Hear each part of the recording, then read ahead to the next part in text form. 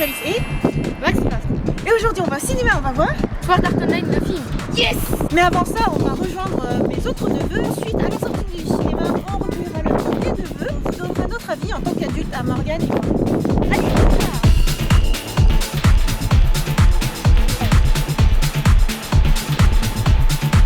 ça y est, on a rejoint ma soeur et Jalina.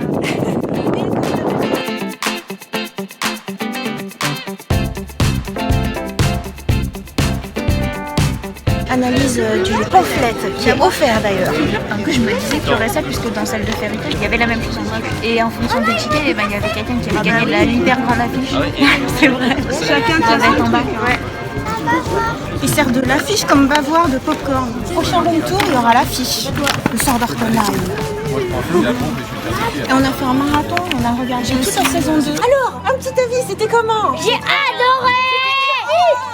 Il y avait des moments drôles. Surtout la fin, adoré. Moi j'ai tout aimé. Tout Oui, il était bien. Tout, c'est-à-dire les combats. Les combats épiques, l'épée cheatée sur cheatée. Oui, celui du Mais non, grand c'est parce gagnant. qu'il avait battu le boss. Avec ses amis. C'était plutôt Enfin, moi, j'ai bien pour aimé l'attaque, je pense. Bon bah alors c'était super alors. Très content de l'avoir vu, même si c'était en VO sous-titré. T'as pu suivre Gundam Matisse? Oui. Tranquille. Qu'est-ce que vous avez dans les mains et qui est si important? Et pourquoi? Montre. Et alors, attends, Je vais les casser. Voilà, bah voilà. Et ben voilà, on voit les bonus. Du coup, d'aller à l'avant-première, il y avait 2 bonus. Et voilà. vite, faut pas les casser. Mais il y en a qui ont eu des affiches beaucoup Énorme. Oui, bah tu l'aurais mis où? Je vais les avoir. J'aurais fait tout jeter sur mon bureau, j'aurais mis l'affiche et après j'aurais mis un truc par-dessus en transparent, sans écriture et c'est bon. Bon bah alors super alors, c'était une super sortie en famille. Une super sortie en famille. Une super sortie en famille. Et donc, bah alors, vous conseillez aux gens d'aller le voir? Oui. De quoi? Est-ce que vous conseillez aux gens d'aller le voir? Ah oui, ici. Et Mais c'est même dur qu'il a pas eu de TP parce que... Et ouais. si vous allez au travail, vous regardez avant. Voilà, bon, le film sort le 17 mai en France. Pour quand il avait l'épée cheatée. Alors le 17 mai, foncez. après il y a Bye Bye version enfant et après il y aura une chronique version adulte. Bye bye. Tan tan tan. Pourquoi punaise?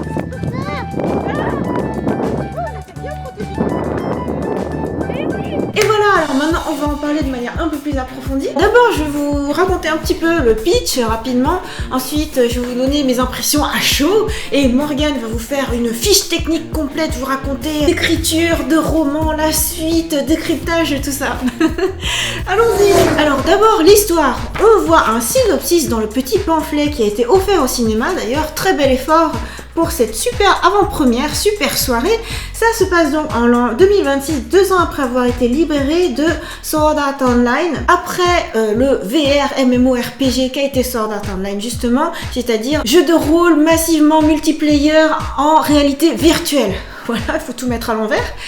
Et bien maintenant on a la même chose mais en AR. Donc il y avait BR et AR. Donc AR pour réalité augmentée. Du coup, il y a un nouveau jeu qui est à le vent en poupe qui s'appelle Ordinal Scale. C'est pour ça que le film s'appelle Ordinal Scale.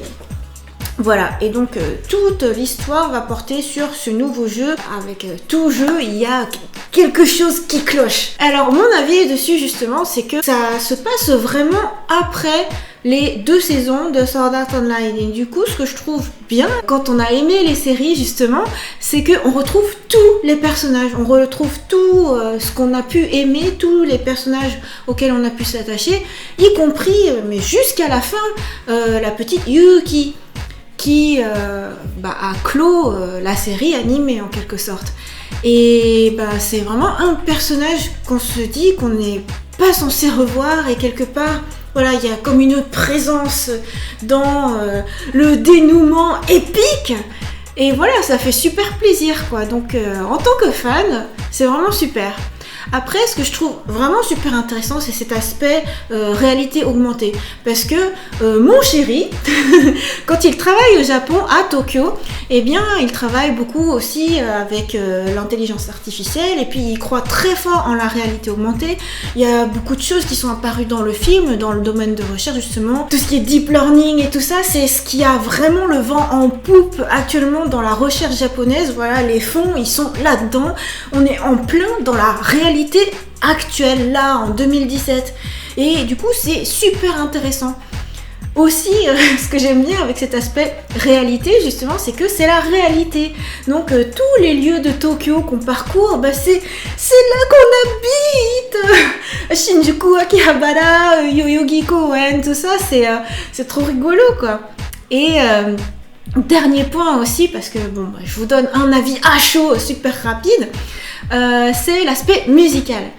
En fait, le fait que les batailles soient tout le temps accompagnées d'une chanson, je trouve que voilà, ça me rappelle Macross, c'est quelque chose qui me parle complètement, quelque chose que j'ai trouvé super bien, et le fait que ce soit un personnage tout à fait central, à la fois cette chanteuse ultra méga connue, mais qui aussi était anonyme. Voilà, je trouve que ça a beaucoup de sens, c'est vraiment super intéressant. En clair, j'ai trouvé ça super divertissant pour des gens qui connaissent l'univers, pour les gens qui ont aimé justement ces personnages, c'est un super bon moment. Et voilà, et maintenant je vous laisse avec l'aspect technique, Morgan Culture. Et je pense que même pour les gens qui ne connaissent pas forcément l'univers, ça peut être un point d'entrée parce qu'il y a un résumé au tout début du film un peu des différents événements des 2 premières saisons et donc des arcs précédents et qui vont vous permettre un peu de rentrer dans cette intrigue. Alors là, le film Ordinal Scale bénéficie d'un scénario qui a été initié et écrit par l'auteur original des romans, parce qu'il faut se rappeler que Sword Art Online, avant d'être une série, avant d'être un manga, c'est un roman.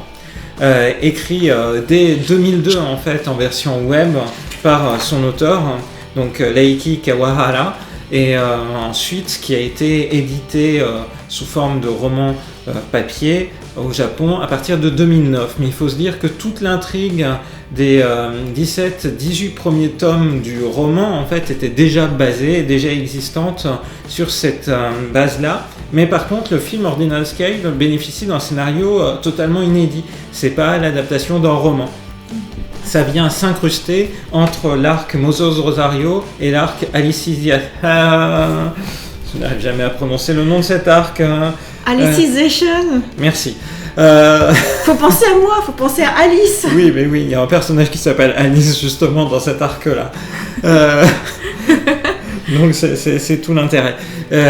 Et ça vient se positionner d'une manière très fine, très maligne, ça change un petit peu, on n'est plus dans les univers de réalité virtuelle, on est dans les univers de réalité augmentée. Comme tu disais, ce qui est fort quand même, quand on regarde toute l'intrigue de Sword Art Online du film, et plus généralement de l'univers, c'est combien c'est malin. C'est-à-dire qu'effectivement, les Japonais, depuis à peu près 2010, 2011, 2012, revivent la passion de l'intelligence artificielle. En fait, ils l'ont vécu un petit peu en avance de phase par rapport aux Occidentaux qui l'ont redécouvert avec AlphaGo et récemment Facebook, Google et autres. Mais donc les Japonais l'ont redécouvert, mais l'auteur il a écrit ça en fait, on va dire une dizaine d'années avant le nouveau boom de l'intelligence artificielle, et c'est plein d'idées en fait vraiment très intéressantes et très malignes. Il a vraiment perçu le sens de l'évolution de la technologie, et je trouve ça fort. Donc pour situer, le film fait le lien du coup entre la 2e saison et la future 3e saison, qui adaptera cet arc encore inédit. Alice, tu peux me le redire? Alicization. Merci. Et cet arc inédit, il faut que je m'entraîne. C'est un petit peu comme les chaussettes de l'Archie du Sèche. Bref. Donc c'est un élément de lien entre les deux. Et ce que tu disais, le fait qu'on retrouve tous les personnages, avec ce qui fait la force des personnages, je trouve que Asuna par exemple est bien mise en avant dans ce film-là, avec à la fois un côté décidé mais aussi parfois torturé. C'est très très bien mis en avant. Kirito est très bien également. Bref, on retrouve l'essence des personnages dans ce qu'on avait pu aimer dans notamment la première saison et le premier arc. Et je trouve ça vraiment super. Et en termes de réalisation, tu soulignais les musiques de Yuki Kajiura, avec les compositions ensuite chantées de cette nouvelle idole qui est introduite dans le film. Et j'ai trouvé que ça collait totalement à l'action en fait. Et du coup c'est une grande réussite qui poursuit, on va dire, cette réussite musicale autour de Sword Art Online. Donc j'ai adoré. Donc le film sort le 17 mai en France. Il est sorti en février au Japon, il est sorti début mars aux États-Unis, il a marché plutôt fort dans tous ces pays-là, et j'espère qu'il en sera de même en France. Oui, parce que nous, du coup, on a été à une avant-première. Il n'y en avait pas tant que ça, des avant-premières dans la France. Donc nous, on est allé à celle de Saint-Herblain. Il y a eu des avant-premières en février à Paris. Et là, il y avait une nouvelle vague d'avant-premières à travers la France, pas énormément. Et elles sont bien organisées, parce que... Ouais, j'ai trouvé ça bien, les petits cadeaux, les enfants étaient super contents. Alors, un petit mot justement, parce que je dis les enfants, mais en fait, on a amené les seuls enfants. J'étais super étonnée parce que pour moi c'est... Ah oui, c'est un public de light novel, mais sinon on peut pas vraiment dire que c'est un shonen. Non, pas donc totalement. Oui, donc c'est vrai que en théorie le public japonais est déjà un peu plus adulte, mais je pensais pas voir que des adultes. Donc alors bon, des adultes plutôt jeunes, tu disais. On peut être les plus vieux adultes nous, mais on a amené les plus jeunes adolescents, nos neveux. Oui, Gundam Matisse, il est encore au stade enfant en fait. Oui.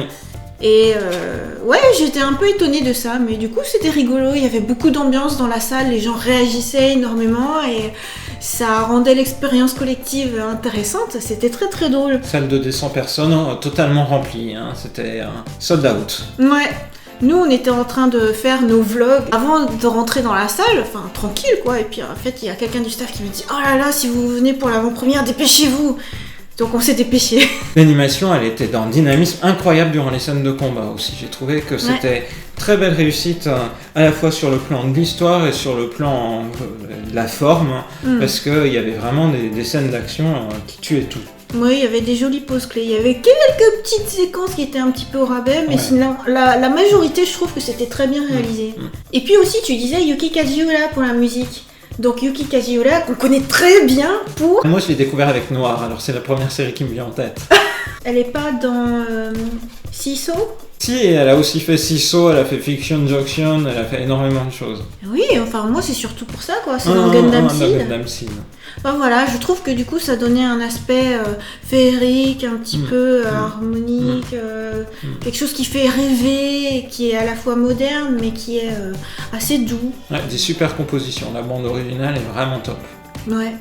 Je me demande si elle est déjà sur iTunes, sur Apple Music. Sur Apple Music, je sais pas. Je sais que Wakanim, ils ont sorti le truc, ils l'ont mis en vente dès février, en fait, dès l'avant-première, en vente en physique. Tu peux l'acheter sur le site de Wakanim en CD. C'est rigolo quand même que le sous-titrage il soit aussi énorme. J'étais étonnée, les écritures elles étaient grosses. Alors bon, tant mieux pour mon neveu Gundam Matisse. On était un peu inquiet qu'il arrive à lire suffisamment vite le sous-titrage à son âge. Et bon, écrit aussi gros que ça, je me dis que c'est un coup de pouce, je sais pas. Ouais. Non, c'est un peu étrange, non ? Oui, c'est vrai, mais je pense que là, c'était lié à la pellicule qui a été... Enfin, ce n'est pas une pellicule. C'était peut-être lié à la manière dont le projecteur avait été configuré. Donc sinon, pour vous montrer un petit peu la nouvelle machine qui est utilisée pour la réalité augmentée, c'est un tout petit truc là qu'on voit, ça fait... et ça s'accroche à l'oreille. Enfin voilà, c'est genre une petite oreillette, un truc Bluetooth. Et voilà, c'est super discret, c'est bien. Là, le scientifique, il a une blouse, mais concrètement, dans les laboratoires au Japon, ils n'ont pas tous une blouse, parce que dans le labo de Morgane, j'y suis allée et personne n'a de blouse. Oui, les informaticiens mettent pas de blouse, pour être allé oui, aussi là, pour à la l'endroit. Réalité virtuelle. Parce que le prof en question, on le voit, enfin, on est allé, je suis allé sur le campus universitaire qui a inspiré le film. Ouais. Je suis allé au département d'informatique. Je les ai absolument pas vus comme ça. L'adaptation de Tokyo Institute of Technology. Par contre, de mémoire, on posait ses chaussures pour rentrer dans la salle du prof, alors que dans le film, de mémoire, Kirito ne pose pas ses chaussures. Ce que je trouve bien quand même avec toutes ces recherches-là, c'est que c'est quand même super poussé dans la réflexion sur justement l'impact des jeux vidéo, des mondes virtuels et tout, et notamment dans le domaine médical. Et, quelque part, c'est un petit peu ce que tu fais. Donc voilà, je trouve que c'est super réaliste, c'est super malin, intelligent. Voilà, et puis sinon, un des personnages principaux dans cette histoire, il est habillé comme ça. Moi, je trouve que ça me fait penser un peu à Macross, encore une fois. Non, à Aquarion Logos. Voilà, ils ont des costumes un petit peu comme ça. Et Yuna, donc personnage qui chante, qui fait penser un peu à une idole galactique, qui fait penser aussi à une Vocaloid. Et justement, au début, le mystère plane. Ce qui est bien aussi dans ce pamphlet, c'est toute la frise chronologique ici. De toutes les adaptations. Donc, du coup, Roman, c'est bien animé. pour savoir, pour les gens qui se diraient « Ah tiens, c'est juste un dessin animé », eh bien non, en fait, à la base, il y a voilà, tout cet historique-là. Je trouve que c'est très bien. Bel effort. Et restez donc jusqu'au générique de fin, jusqu'à la toute fin, puisqu'il y a une scène bonus à la fin. Et comme en France, on n'a pas trop l'habitude, les gens n'ont pas l'habitude de rester jusqu'à la fin, malgré le fait qu'il y a eu de plus en plus de films américains qui se basaient sur des teasers d'un film à l'autre. Je pense notamment à tous les films autour de Marvel. Les gens ratent facilement en fait la scène finale. Ouais, ça c'est ce qui fait bizarre parce que au cinéma au Japon, tout le monde reste dans un calme plat jusqu'à la fin, jusqu'à ce que déroulent tous les noms, même s'il n'y a pas de bonus à la fin, quoi. Même si tu restes 5 minutes. Ouais, et puis après, tu fais un peu le ménage dans ta place et voilà. Alors que là, dès qu'il y a eu la genre dernière scène et puis que commence le menu d'Irlande, mais il y a eu un brouhaha pas possible. Genre, mais j'ai rien compris, mais pourquoi il y a eu une exclamation générale, blablabla, et puis quasiment tout le monde est parti. C'est qu'en France, on rallume les lumières, hein, alors qu'au Japon, ils ne rallument pas les lumières au moment du générique. Ouais, enfin, ouais. En tout cas, c'était un enthousiasme que les gens voulaient partager. Oui, ça suscitait conversation. Ça, je pense que c'est assez notable. Ça suscite réflexion et... Discussion sur les personnages, sur tel ou tel élément, et donc voilà. Bon alors, pour ceux qui n'auraient pas assisté à une avant-première, rendez-vous le 17 mai 2017 dans les cinémas français. Bye bye. Bye bye.